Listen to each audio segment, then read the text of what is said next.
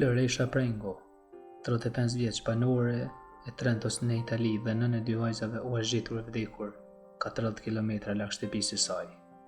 Trupi i saj u identifikua këtë të enjete nga familja e saj, të cila kishte shpresuar deri në fund për një rezultat tjetër. Floresha me origjinë shqiptare u pa për herë të fundit në qendër të qytetit me 22 tetor.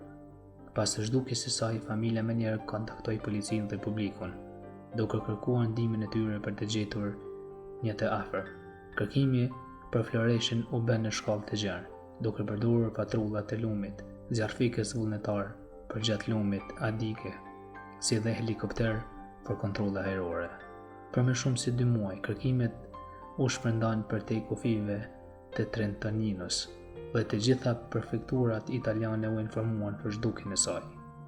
Sipas autoriteteve, mendohet se 35 vjeçaria u mor nga rryma e humit Adige, të cilët nuk arriti dot të pjetonte.